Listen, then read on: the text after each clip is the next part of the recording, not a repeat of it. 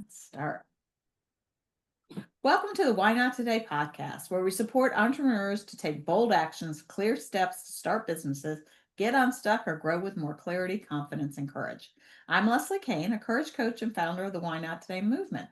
I created this podcast in honor of my dad, Patrick Kane, who often said, "Why not today?" And now this has become a guiding question in my life and business. Each week, you'll hear solo episodes where I coach through common business challenges and guest interviews that go beyond inspiration to teach what actually works. Whether you're launching something new or navigating a pivot, you'll leave each episode with a clear next step and a reminder that you're not alone. Let's dive into Why Not Today, the podcast that helps you grow with courage and by taking action. And just FYI, I share this on every episode. We do not edit these conversations because I want them to be real and authentic, and you get to hear the real thing. That is part of the Why Not Today message. So, welcome, Brian Shea. I met Brian at a Million Cups networking event. That's right. Gosh, probably over a year or so ago, maybe. And we've talked about getting together for coffee, and we just can't seem to make it work. Life is busy. Yes. But some things that you shared when you presented at the Million Cups, I quote all the time. So we're going to weave that into our conversation. But Brian, before we get started, introduce yourself, a little about you, and a fun fact. Oh, fantastic. Well, first, Leslie, thank you. Thank you for being persistent, and thank you for having me on your podcast. I love the journey stories that you're bringing to life. So, a little bit about me. I am the founder of a firm called Lucrum Partners, and I'm also CEO of a company called Lemonade Global. And with Lucrum Partners, my passion has always been around helping companies and people build better growth systems. And that's really what we're focused on. We help B2B organizations that struggle with scaling for revenue. And then a really quick story on Lemonade Global.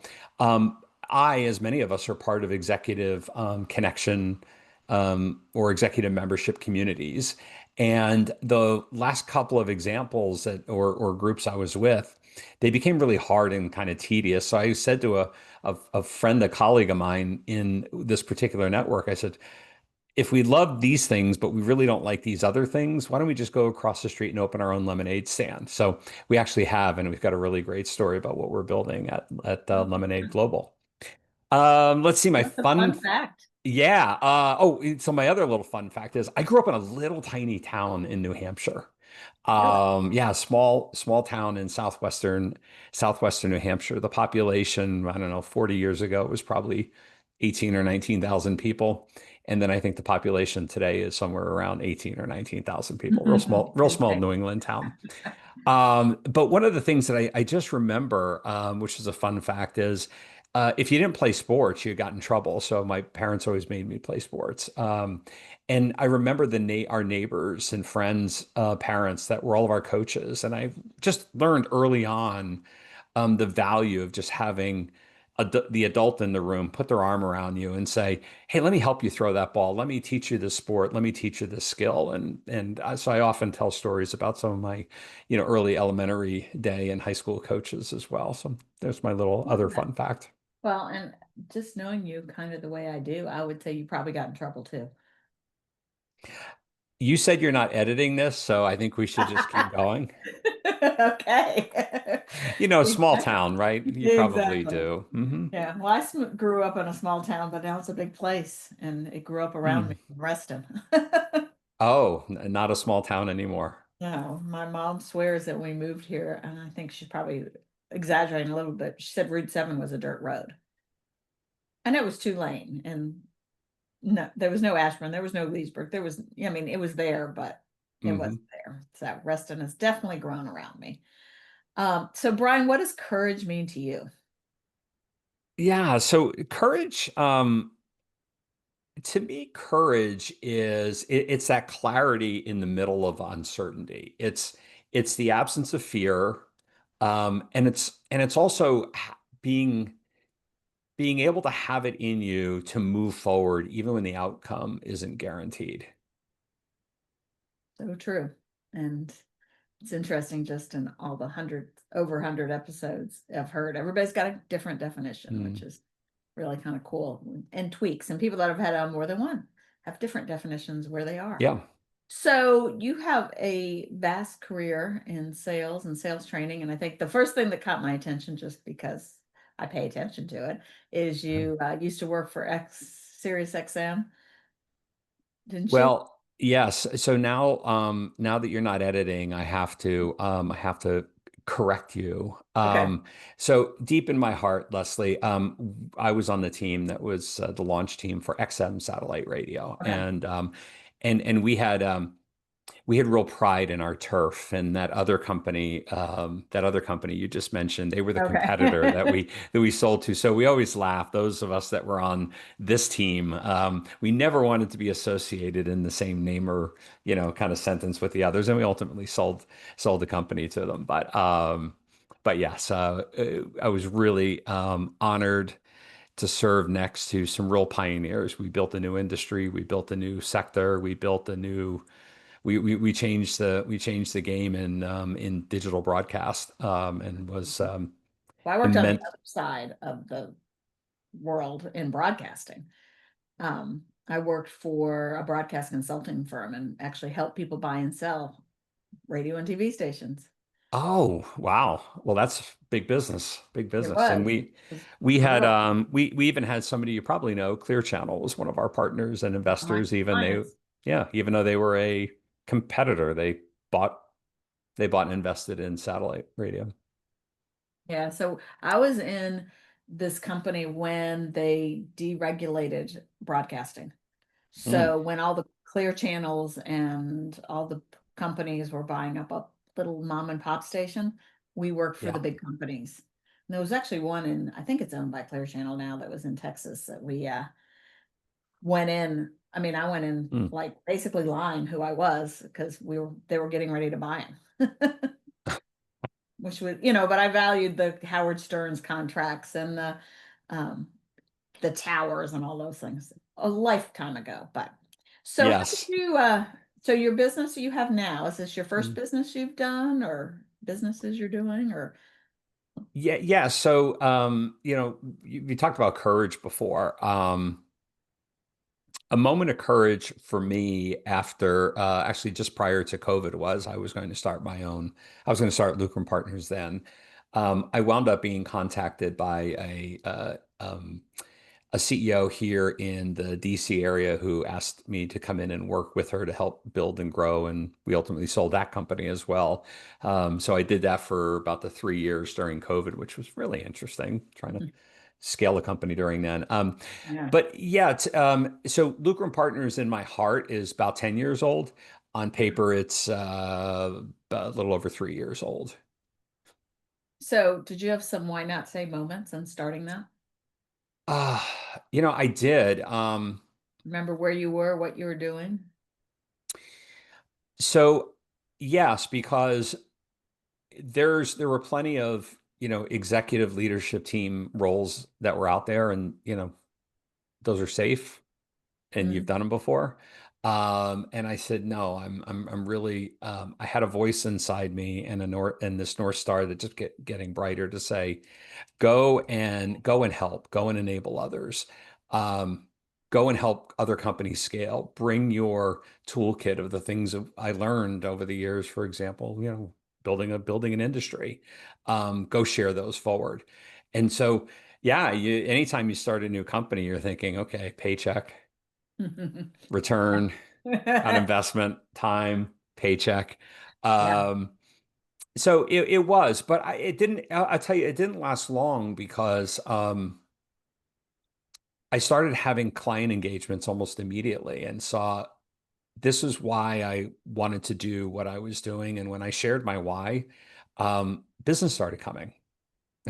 And so, knock on wood, business has been terrific for the last 3 years. That's But awesome. I'm really, me and my team, we just get excited to help people and help people kind of break through with their roadblocks for scaling their companies.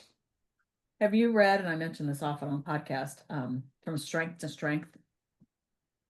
I have not yet. I'm gonna write Highly that down. recommended. You And mentioned that to me before, and yeah, it just talks about, first part of our career or life, we're hustling, we're achieving, we're yeah, going up the ladder. And then you get to a point, it's like, you know what? I want to give back.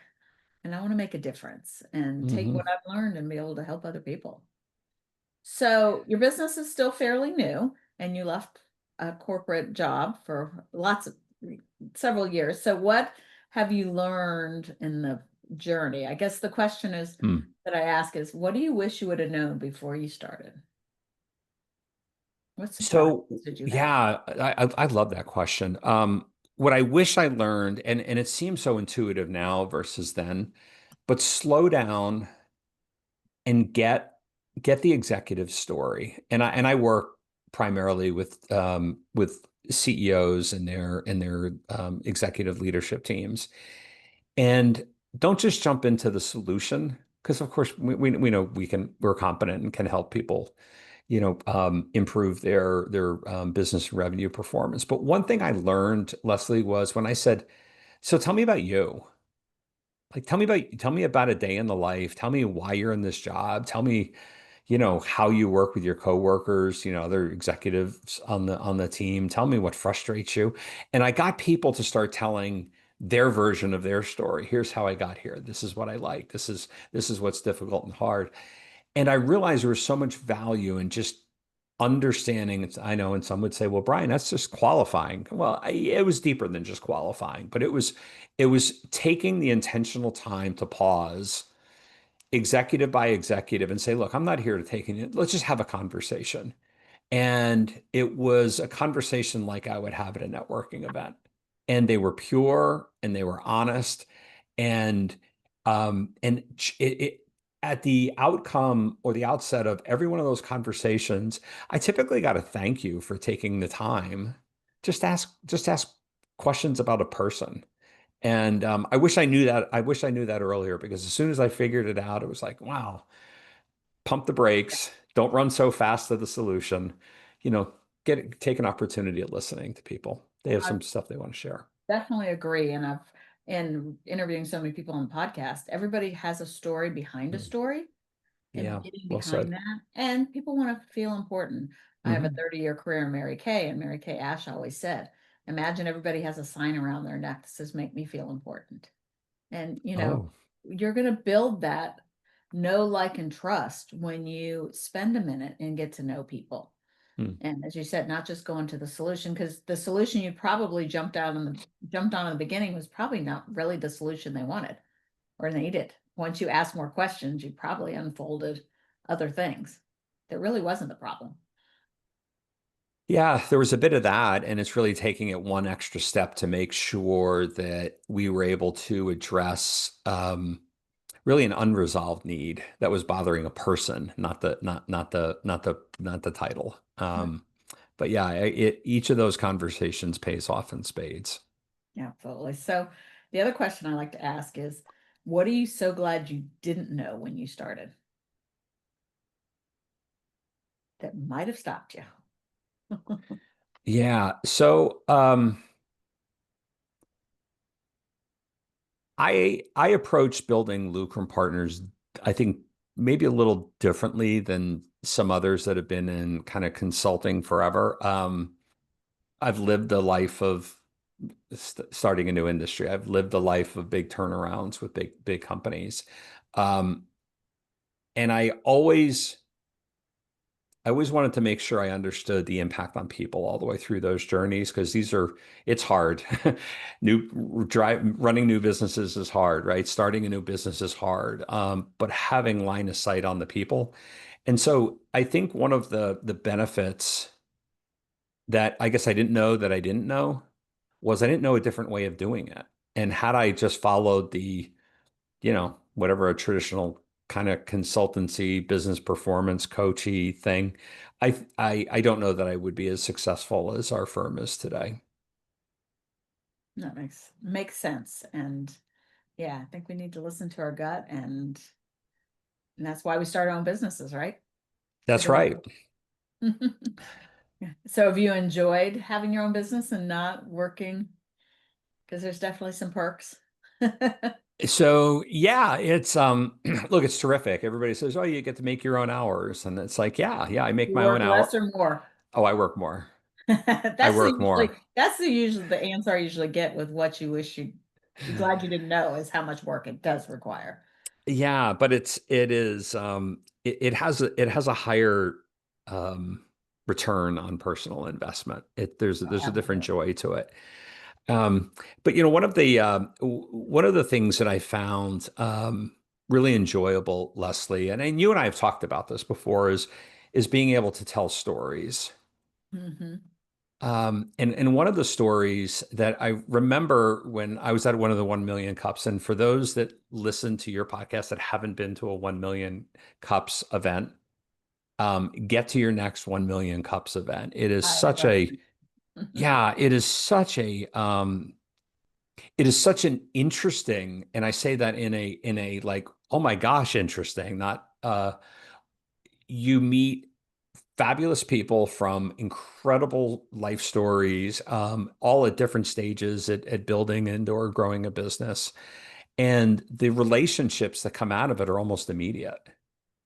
I agree. Um, so I think I yeah. think where it's a powerful networking event and the premise behind it, and they're all over the Mm. country for whoever's watching, is that all business is done over a cup of coffee or millions of cups of coffee. And Millions so of cups of coffee. Yeah. yeah, so but it's very laid back and you get to know people at a different level. And I think some people I know that have gone like serious networkers, like I'm going to get business. Who am I going to connect with? And they miss it. That's And not the point. so Yeah. as you said, I've made some great friendships, great relationships, and gotten business, but not Sure. necessarily always, but it's just a good place to build those relationships. And it is interesting, like so many people do so many things, and it's new businesses and just seeing people's courage to one, stand up in front of a room, but two, to start businesses. Amen. And for those that still think that you can go into new networking opportunities thinking transactionally, you got to check yourself. There's much more value out there that you can give and you can get. Yeah. But one of the yeah, so Leslie, I remember you were awfully kind. I had presented at a million cups, I think maybe a year ago. I don't know. It seems like a long time ago. Um, that's what happens. The memory gets foggy, right? Time goes by so fast. Yeah, as life goes by way too fast. And I remember you asking some questions around a really sort of colorful, minimalistic slide that I had around what the big change in buyers were, um, And just this from spoke to me pre-COVID. so Yeah. much that, as I said, I've shared it over and over and maybe changed it a little bit because every time you change it, but it just made so much sense that I think Mm. this talks to networking. So, yeah, please share this slide information. Well, I obviously don't have the slide, but what you shared.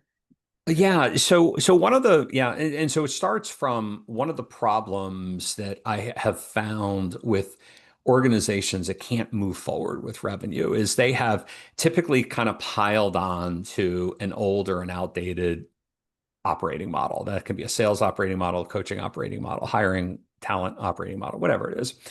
And so you get this kind of system fatigue when you just keep piling onto the old stuff.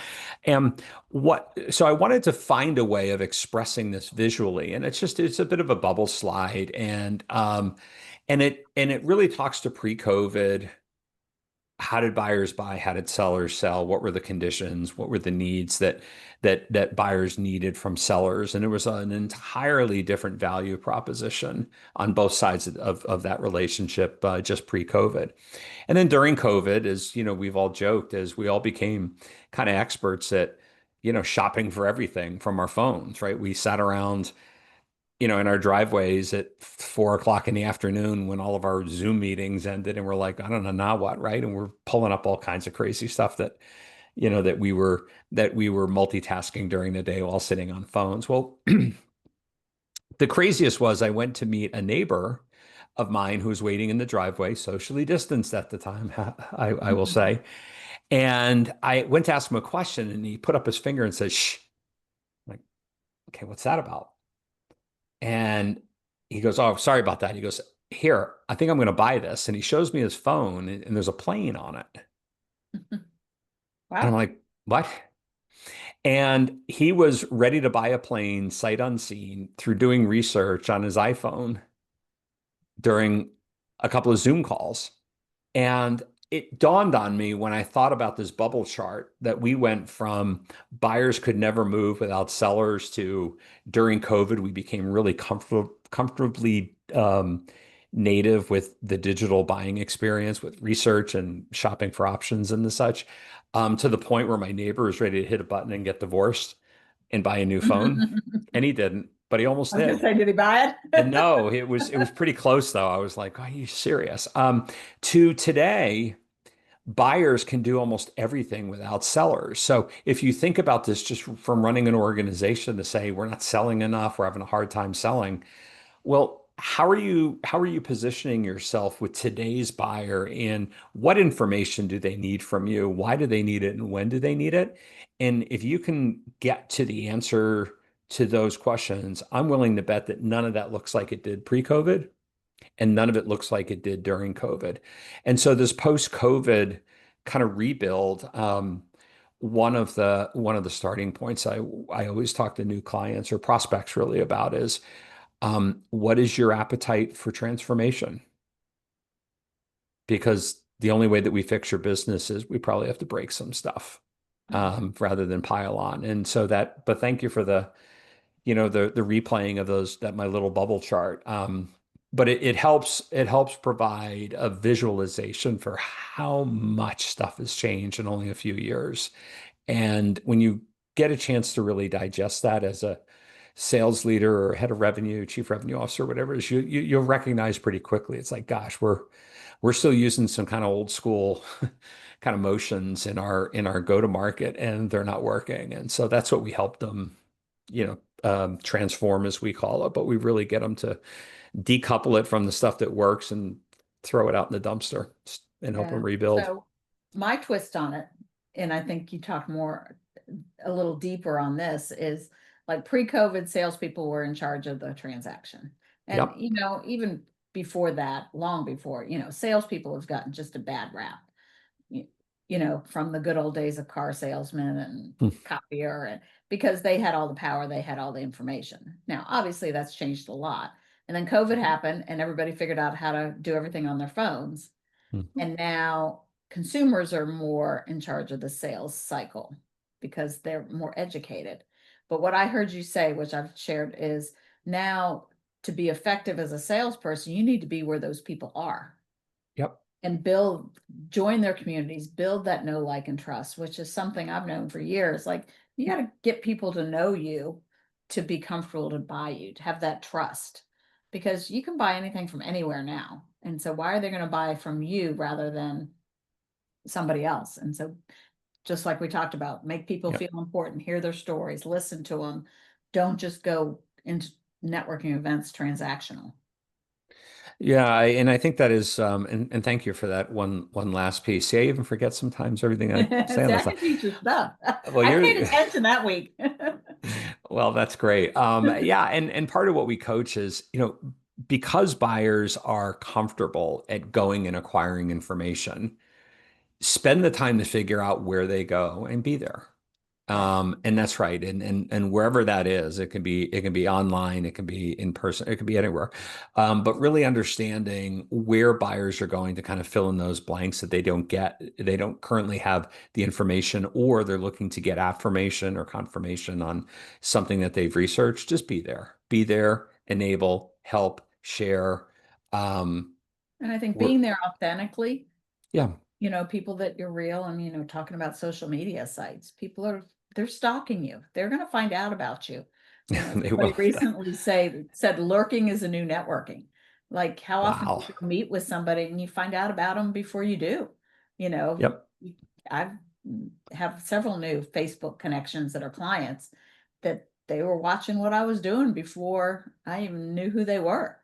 And ironically, Good example. I have a new client that I thought I just met her on Facebook, but she said, no, we randomly met in a coffee shop in 2018, connected on Facebook, and she's been watching me since then and signed up. Wow. So you just never know what people are watching. So one, be careful what you're putting out there in the world we're in at the moment. But two, people let people get to know you and vice versa. Yeah, the human side of everything we do is more important and more powerful today than ever. Totally agree. So how would you encourage somebody else that's thinking about starting a business and going down that trail? So, well, if I were sharing my playbook, I would say if you're waiting for, that perfect clarity where the angel comes and sits on your shoulder and all the harps are playing, that's not coming. You'll wait forever. Um, so take a courageous step today. And that doesn't necessarily mean jump right into opening a business necessarily, right? When as we talk about the why not today, well, why not today? Why not go and do industry research on a marketplace that you're considering opening a business? Go talk to other business leaders. Go and talk to customers of that industry, right? But take small steps today that will let you either affirm or maybe course correct some of the assumptions you have. But I think you'll learn more from action than sitting around trying to overplan. Exactly. And that's the whole message of why not today. Mm, Just start and do, it's little steps. It doesn't, like you said, you had the idea for 10 years and it didn't happen right away, mm. but you were doing things in the background. And I think that's a mistake people make is one, they just think about it, they're not putting any action behind it. Or talked to a couple people recently, they're going to take all these courses and learn all these things before, like, you got to start doing some of the things. You can't be taking years worth of classes on how to write a business plan if you don't even know what you're selling. Right. Gosh, by the time if I were doing that, at least I'd probably forget half the stuff I was learning by the time I went to deploy the stuff. So yeah, take a step. And I'm definitely the ones that cuts an idea and jumps fast. Uh, Mm. so I know people aren't always like that, but you got to start, and because it's never gonna be perfect. And where 10 years ago when you had the idea to start a business, and where it's sitting today, is it anywhere near the same thing?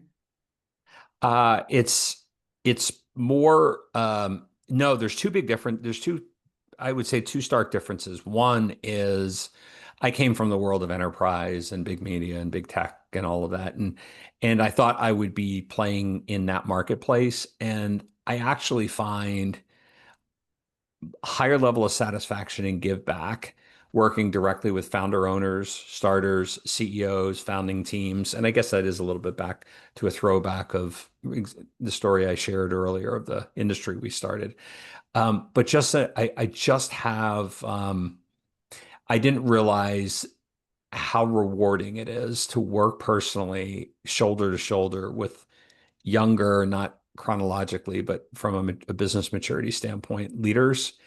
And when they stop and say, that makes so much sense. We didn't realize that. Or just a thank you. It's like, okay, we're connecting, right? We're moving the rock.